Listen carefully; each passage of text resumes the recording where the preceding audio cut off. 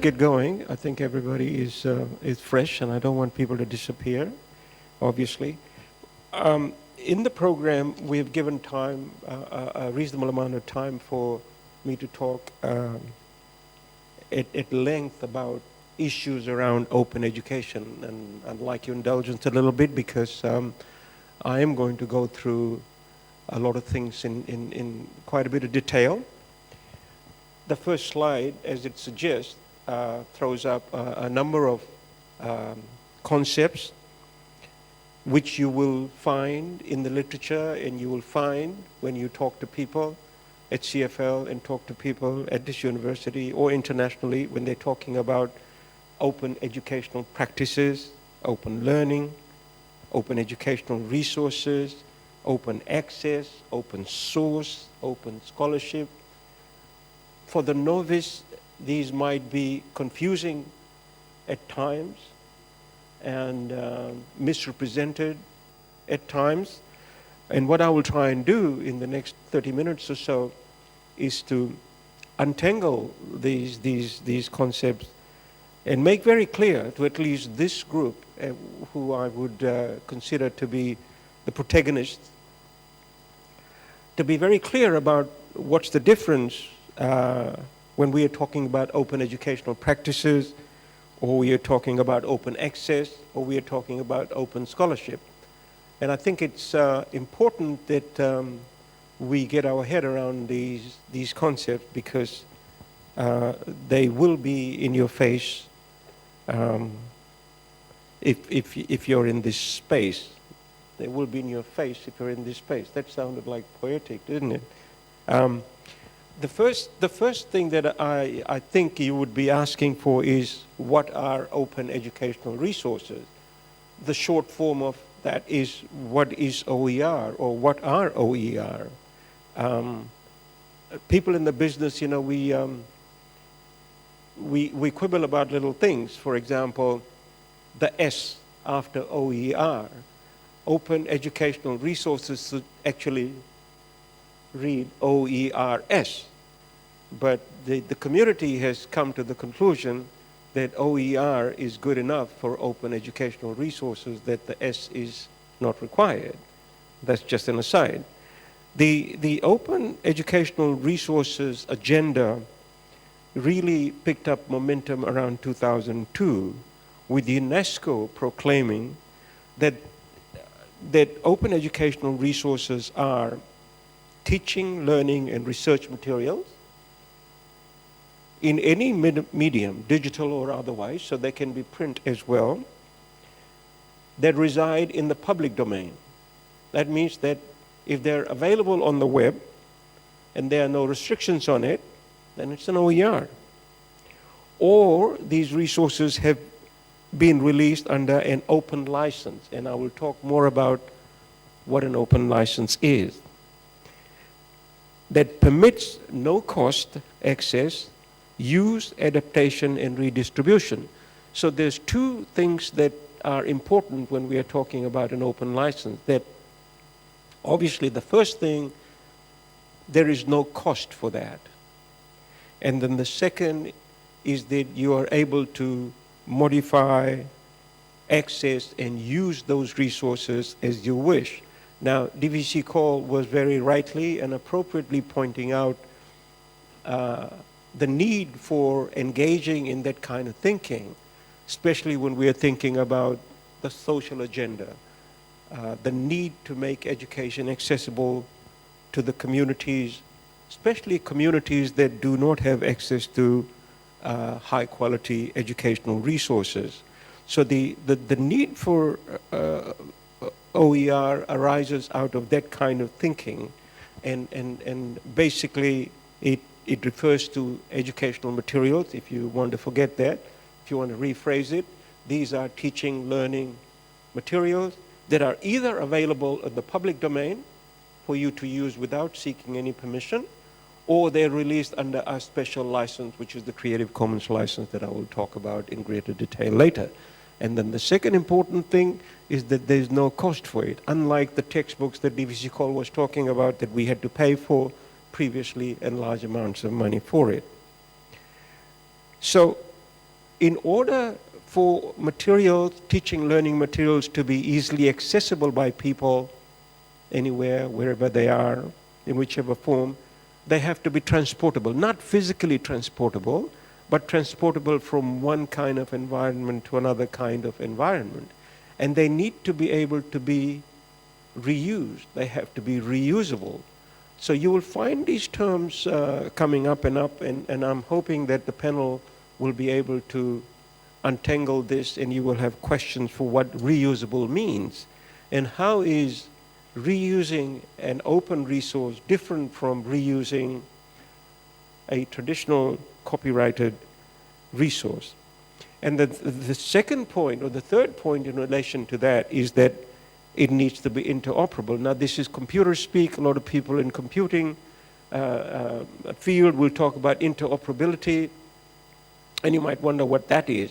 Basically, at the simplest level, it means being able to work on different kinds of platforms, so that if something is working in one environment, does it work or is able to work in another environment, in different platforms, for example. If it is not, then the fundamental point about open educational resource being able to be adapted and modified and reused is compromised. That's why it needs to be interoperable, transportable, and reusable. The third question that arises then, I've said a bunch of things about what is OER and how do you identify OER. Then the question, a critical question, is why OER? Why do we bother? And DVC Cole was very right in pointing out a bunch of things in relation to why we should engage with OER and why should we move on this path. So it's a very important question, because everything that we are doing this morning and everything we are doing at this university ever since I got here and even before I got here, you have to ask the question, why are we engaged in this business? What is wrong with the existing model, or what is not quite right with the existing model that the open education movement or the use of OER is addressing? And I've thought a lot about this, not just me, other people have done so too. And there are three principles in relation to that I think that I would want to spend a bit of time on. The first reason has to do with this idea of open access. And the idea of open access is about inclusive and equal access to educational opportunities. And no place is better aligned to address that need than the University of the South Pacific.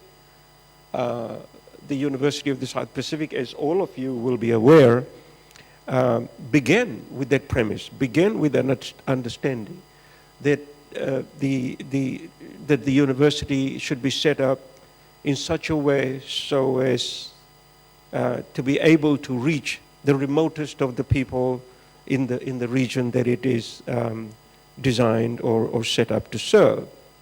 So the idea of inclusiveness and equal access is important, and this is why we're talking about OER, because with existing educational resources that are copyrighted, for which large amounts of money needs to be paid, cannot provide that kind of inclusive and equal access, because, as you know, a lot of us are not going to be able to purchase those materials. And the value principle of the idea of open access is that all of us, all lives have equal value.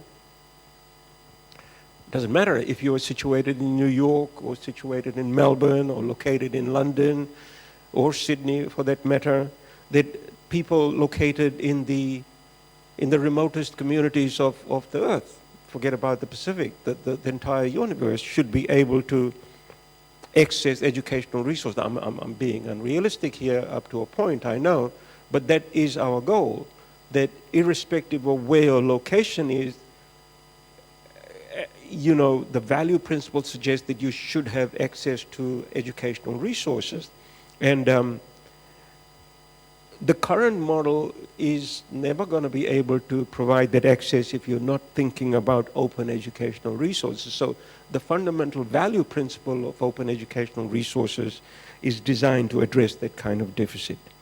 The conjoint concept in relation to open access is this notion of open learning. And this is the idea of the ability to be able to study at any time, anywhere, and at any pace.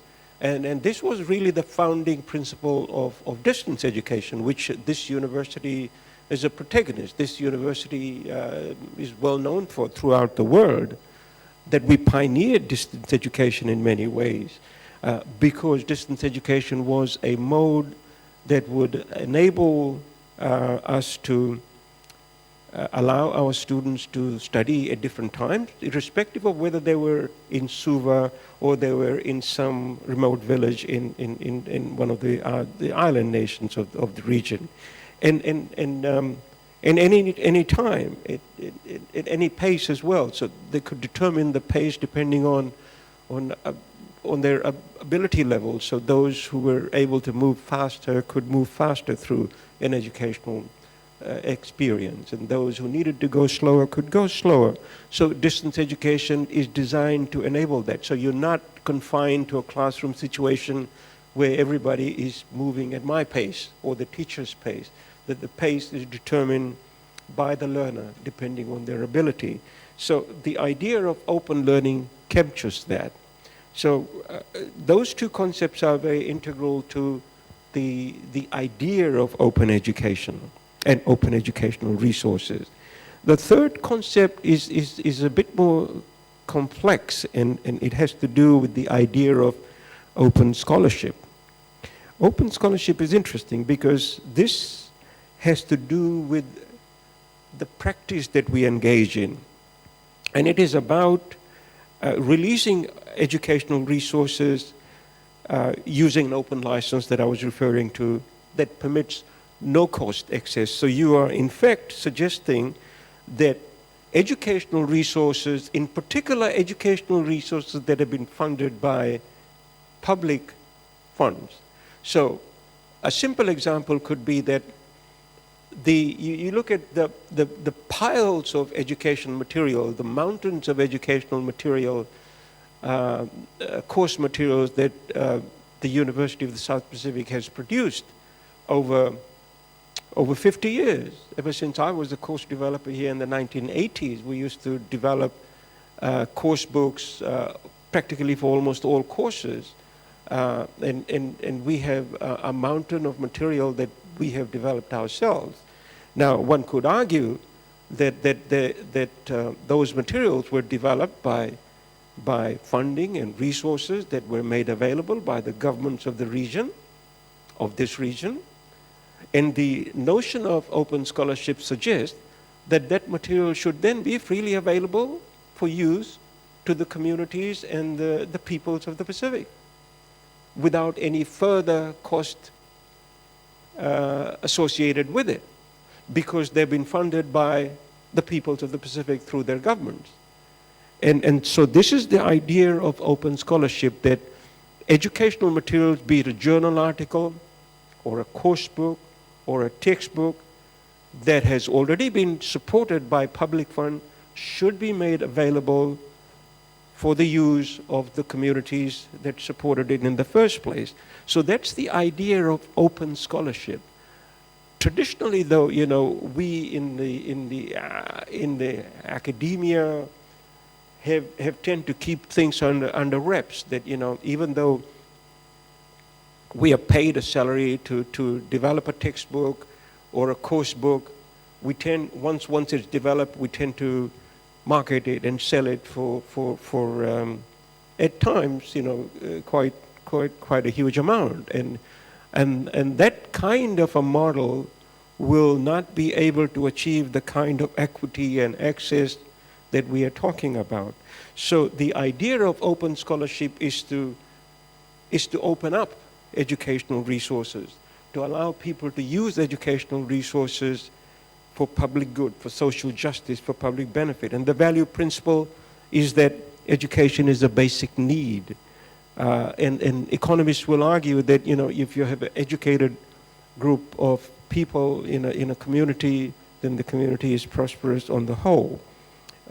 So unless you make education accessible, open, and free, then you're not going to have a productive society or a healthy society. So I'm kind of suggesting and taking my time to go over these concepts, and I hope that we will have a conversation about this a bit later, is that everything we say about licensing and all of that is really not that meaningful unless you really understand why we are talking about open educational resources, why we are talking about open educational practices. So open educational resource is just a resource that is open. And open educational practice is a much bigger concept that includes open access, open learning, and open scholarship, and behaving in that benevolent way that we are talking about. And the other related concepts to open educational resources and open education is about open source, for example, I was saying. So when we're developing computer programs, for example, are we making the source codes available to the people that we are serving so that people can modify that the program in order to be able to make the most of the opportunity? Journals. I'm editor of a journal, and one of the things that is happening in the journal publishing business is that journals are now suggesting to authors that alongside publishing your article, that they would actually encourage you to publish the raw data. Now, this was never heard of before. How the journals are going to cope with that is going to impact the business of publishing, so that when the raw data is published, then the readers have access to actually the data that produced the article, so that they can modify the data, add to the data, change the data, reuse it for various purposes. Now, this is an ethical question. You might wonder, is it feasible? You might wonder. And these are the kinds of conversations that are taking place in academia at the moment. And the purpose of meetings like this is to engage with that discussion, because this is the discussion that is taking place, and this is what people are grappling with. So I'm going to move on, because there's a lot more to talk about, but I'm sure that you will come to that further down the line. But having said all of that, I want to caution that we don't want to talk about binaries here. We're not talking. I don't want to give the impression, I don't want to leave with the impression that, open educational resources are good and the copyrighted, closed educational resources are not good. That kind of binary divide is not very helpful. So we're not talking about that, and I'm not the only person who's saying that. And the other caveat is that not everything can be open or should be open. Nobody's saying that, well, I'm certainly not saying that everything that we produce should be publicly accessible and made available to everyone. But if we did not open up educational resources, if we did not engage in open learning and flexible learning, if we did not, as academics, engage in open scholarship, then we cannot achieve that greater participation that DVC Cole was referring to. That idea of social justice, that, what are we here for? Is this educational organization here to make money, or is it here to serve the communities that it was meant to serve? I mean, these are bigger questions that are beyond my pay scale. I'm sure the Pro-Chancellor might have a comment to make about that at some point. So in relation to that, and again, I'm reiterating the points or underscoring the points that DVC Cole was talking about. We, since I came here, got onto board and quickly started developing an OER policy. There never was an OER policy, even though this university has been in the business of developing open and flexible learning for a very long time. So with the help of the Commonwealth of Learning, we benchmarked our activities and developed an open educational resources policy, and that's what I'm going to spend a lot of time on, because it's one thing, as we heard, to put those policies on the policy library, but educating people and informing people and taking people with you about what these policies mean is another. So obviously you can find the policy that USP has developed in the policy library, but I've taken out chunks of it, and I'm going to go through it a bit carefully. I hope you can read that. I've highlighted the key points there. I don't know whether you can see that in color. I can see that in my screen. Basically, the objectives of this policy are to offer inclusive opportunities. So that's the, and I've said many of those things already, so I'm not going to belabor the point. The idea is to put in writing, in policy form, the concept that we need to be more inclusive and increase access to educational opportunities. And obviously the second point is cost effectiveness. We want to make sure that high quality, as high as can be, educational resources can be made available to people throughout the region, not just in Suva or the main campuses, that is cost effective, if not free to them. And then engage in a culture, in a culture of thinking about openness. Sometimes, it irritates me that we in the academic world, tend to guard our intellectual capital very, very selfishly, and that this is what we know, and this is our intellectual capital, and if you want it, you've got to pay money for it. I think we've got to become a little bit more generous and say that, what I have learned, what I've acquired, is for the public good, and was derived through public funds. If I've been supported through public funds to educate myself, I think we got to get into the habit of giving more than keeping a lot of things that we do under cover and reps and cover. And of course, foster collaboration and partnership in the creation and adoption of OER. The creation and adoption of OER should not be seen as the responsibility of the academic. The students themselves are creators of open educational resources, and students are always creating very useful materials, and I don't need to tell the academics around the place because they know this. Quite often these things are lost in the mayhem, and I think we need to think about how content generated by students through assignments and project work can be reused and used by other people. So that's the other objective of the policy. The other thing is brand visibility. The example that I was talking about, for 50 years or 40 years, University of the South Pacific has developed course books ad nauseum, in relation to the courses that we have offered over these years. Now, that's an immense amount of intellectual capital and property that USP has a track record of. And wouldn't it be amazing that USP makes that material available to other universities in the region? I mean, I'm really going out on a limb here. I can't see why we shouldn't make those resources available to other universities to promote our brand, to say, hey, this is material that USP has developed. Use it the way you want to use it, reuse it, but acknowledge the fact that USP developed it.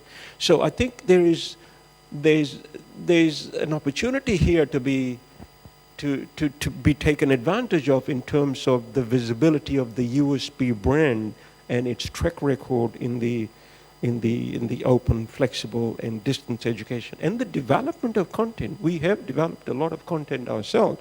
We've not always relied on material that has been developed in the developed world or come from the developed world.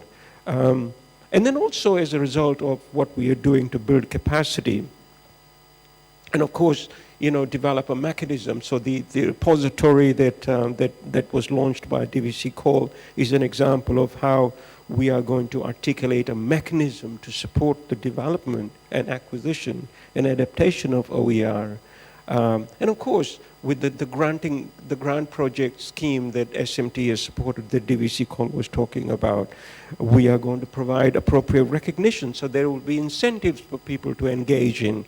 And these other guys will be talking about some of the activities in relation to that. So these and of course, we want to engage in research and scholarship around the use of OER. So the policy is designed to do that. So over a period of time, we want to see whether the our engagement with OER or the use of OER is really having an impact, and what kind of impact it's having on learning and teaching at the university. So the policy provisions are basically saying, and this is very important, and I don't think that, well, I'm pretty sure that as of now, this policy has just been around for a couple of months on the policy library. People need to understand that the policy says all educational resources that are freely available, as educational resources that are freely available, OER are to be preferred in the design and development of teaching. So anytime any course coordinator, any teacher steps up, or any lecturer steps up to teach a course or design a course, it is now policy at this university that you should first consider the use of OER. When you can't find OER, then you are going to be looking at other kinds of resources. Now, this is a very important point. And I'm hoping that those associate deans, learning and teaching, or partners who are here will take that into account. And I need to be saying this more often, because I doubt that, that point is very well understood at the moment. But we need to keep talking about that and shouting out about the need for people to think about the use of OER first. And it says here, in recognition of the potentials of OER to widen access, all those things that I was talking about, the production and use of OER will be a matter of priority at this university. So that's in the policy now. And it is imperative for us to engage with that, to think about it, and to see how we are going to do that. Now, then it talks about copyright and licensing. Now, this is the tricky point, and there are some subtle points here, and I'll go through a number of them, probably not all of them. Don't forget that the university still retains the intellectual property rights. Now, there's a subtle difference between ownership here and allowing people to use the educational resources. So even though I've said so many times that the materials that have been developed by USP staff should be made available to people in the region and to partners, even competitors, the ownership is still yours, and you will make that very clear that the original material was developed by the university and the staff of the university, and that nothing has changed in relation to that, and the kind of licenses that you will use to make that resources available, I will get into a bit later. Which is the second point, that the teaching and learning resources developed by the university shall be shared with an appropriate license, which allows you to keep your ownership, your name on it, but enable people to use it and reuse it and revise it and remix it. And there's ways of doing that. You might wonder, how are you going to do that? And the university will determine who shall be responsible for the choice of the license. So a lot of control is still in our hands. We're not just simply giving everything away. And the university will adopt the Creative Commons license, and I'll talk about the Creative Commons license. But the fifth point says the university reserves the right not to share resources. So it would be quite appropriate for the university to say that something that is able to earn the university a significant amount of brand visibility, name, and money, the university will choose not to release that in the public domain. So that caveat is there, that security is there, that I'm not saying, and no one's saying, and the policy is not saying that everything we produce should be put in the public domain. Certainly not. And I want to make that very clear. The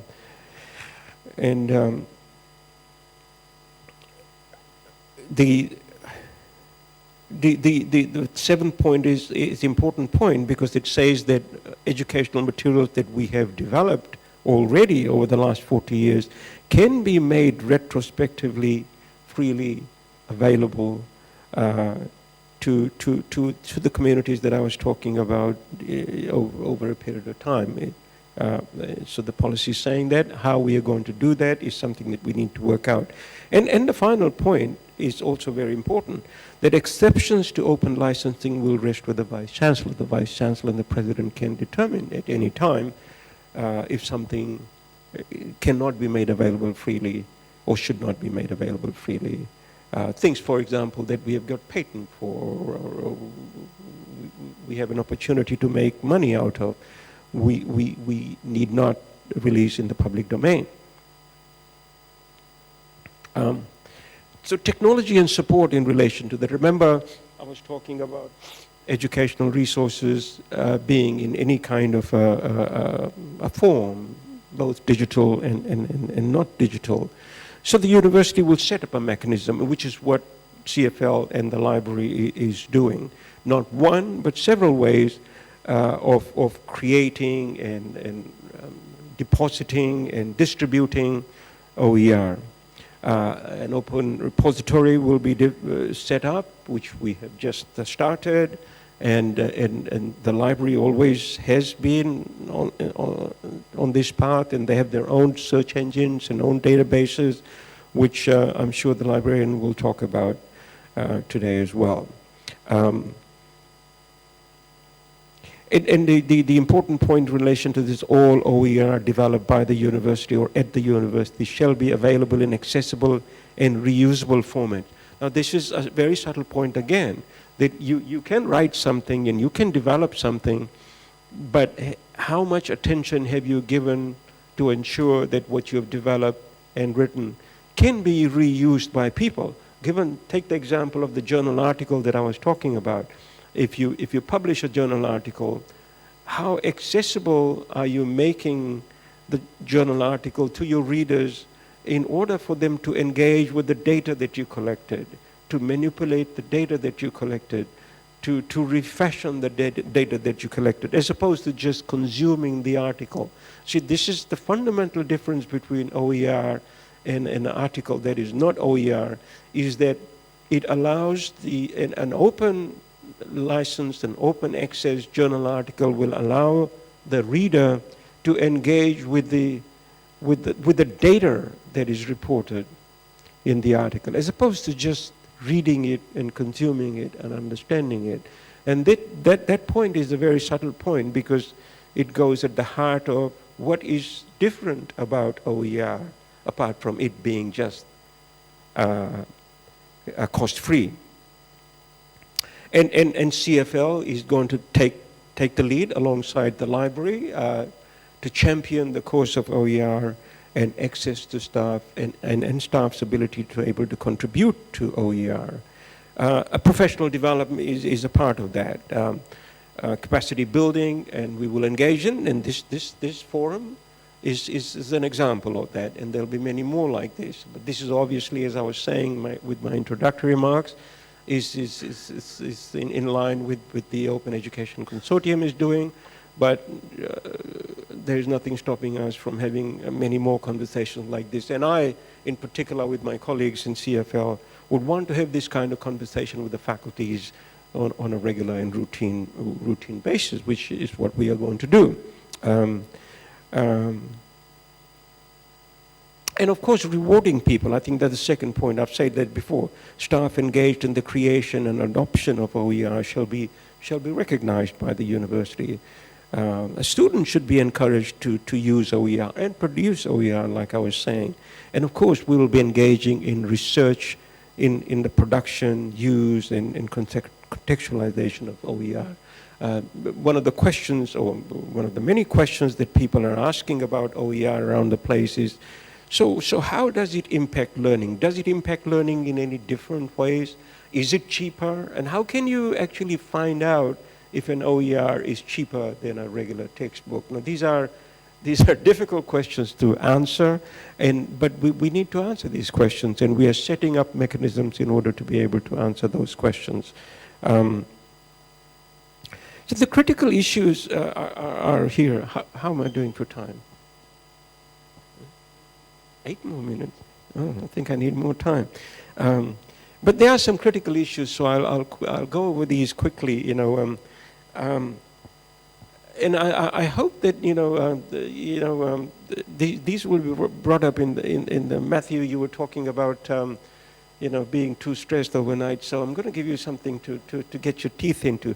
What are the ethical issues here? The academics and developers of open educational resources. How do they view academic work? Everything that I was saying about sharing educational resources, intellectual property. How do you reconcile all of that? One might argue that, you go and see a medical doctor for 15 minutes, and for their knowledge that they have, they'll charge you $80 or whatever, or $50 or whatever. And that's the price you pay for visiting a consultant doctor. Now, if a student comes to see you, do you see the educational transaction in the same way, or do you see the educational transaction in a different way?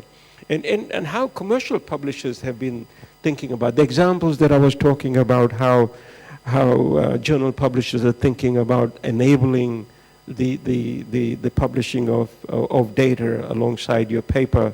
How do you think commercial publishers who are set up to make money out of journal publishing will think about that, and sharing of resources across different repositories?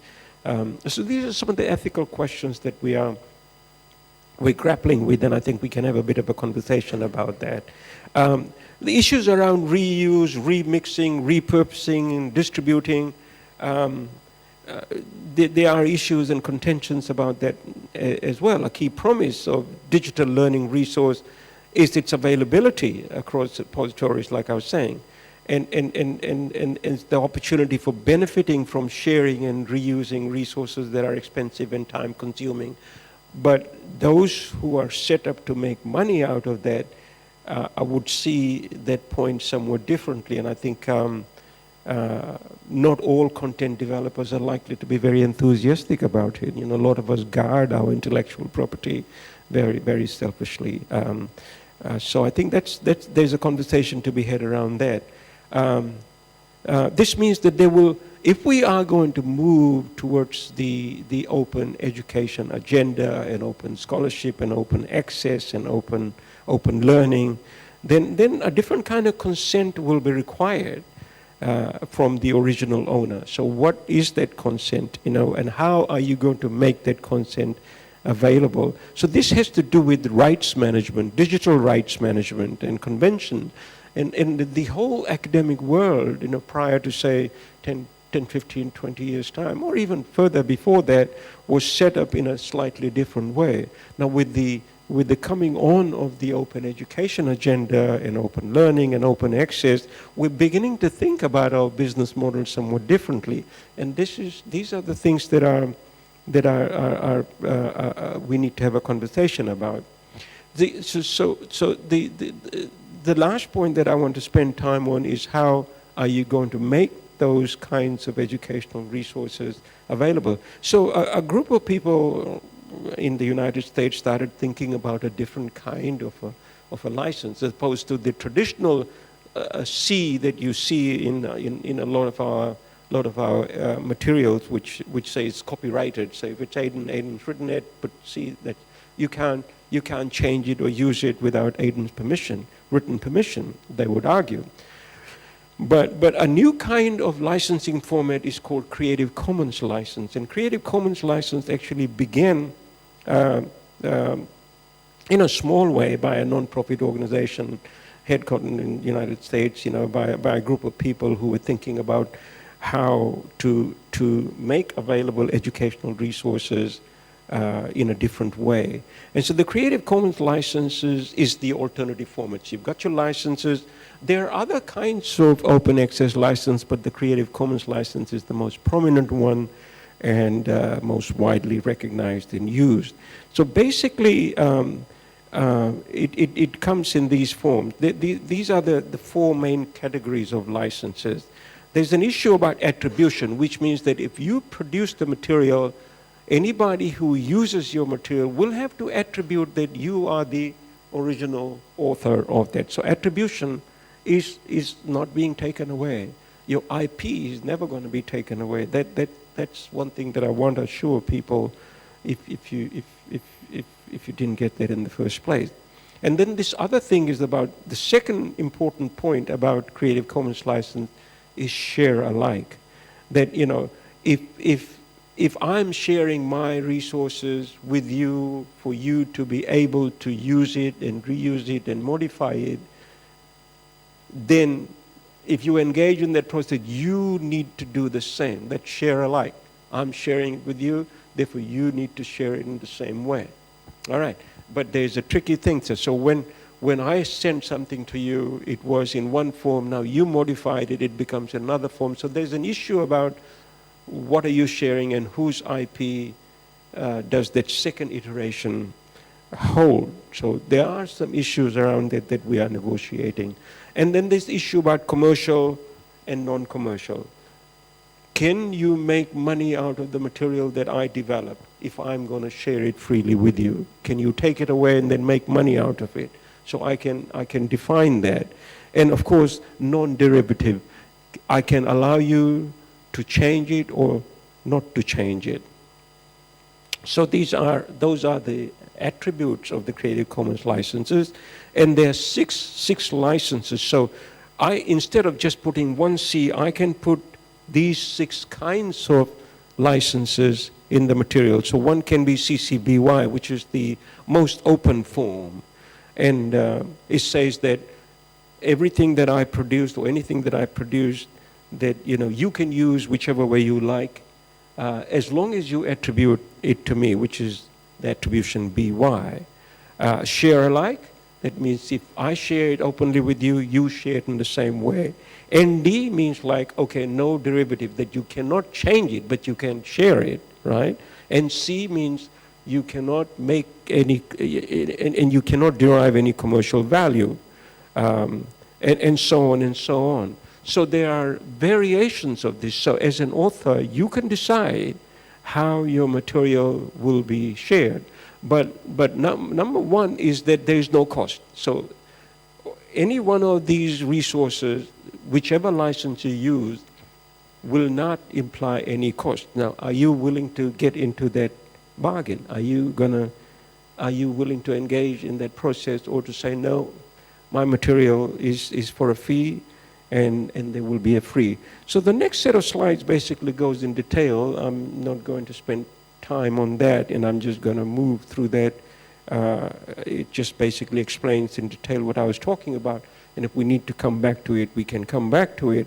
In summary, then, what we have is basically, this is how it would look, the 6 licenses. You might want to think of it as on a continuum. So you have things that could be completely open on the left, and don't want to use political jargon on the left and right, but and things to be a bit more restrictive. However, the one common ingredient or attribute of all these licenses is that it's cost-free. So even before you need to ask for permission to use material for a fee or not for a fee, the open educational resources are released cost-free anyway. So that's the fundamental point about that. But there's variations of use, reuse, and share alike, and for commercial and non-derivative purposes. So I have got a bunch of questions for us to think about, which I will come back to a bit later for the panelists. So given everything that I've said, I think we need to engage in what are our views, what is our position about various controversial things that I put forth, and And what are the challenges? How, for example, the obvious ones that I was talking about is that the USP policy on OER says that all academic staff, all course coordinators, all course developers have to consider open educational first and foremost. Now, first of all, I don't think everybody would know about that, even though it's in the policy. So how are we going to make sure that everybody knows about it? Okay, I'm talking about it now, but where else are we going to talk about? So that kind of conversation, and I was hoping more people will show up here, that people like Nadar here, I'm sure he'll take that message out and say, all right, to our people, that we need to look for OER first. We have learning designers here who are going to ask the same question of our course developers or course writers to say, let's use OER first. And of course, it's not a binary, like I was saying. We are not going to move from one world to the other. There's always mushy ground and middle ground that, in some cases, we're never going to be able to find OER. So that's fine, We begin and we move closely, carefully and surely towards more open access and towards the practice and adoption of an open scholarship environment. And then what are the expectations and the roles and responsibilities of various stakeholders? So I'm hoping that what I've tried to do is, in a leisurely way, is to disentangle a number of concepts that surround this practice of open educational, open and flexible learning, that we can and start to engage with. And there's more to go, so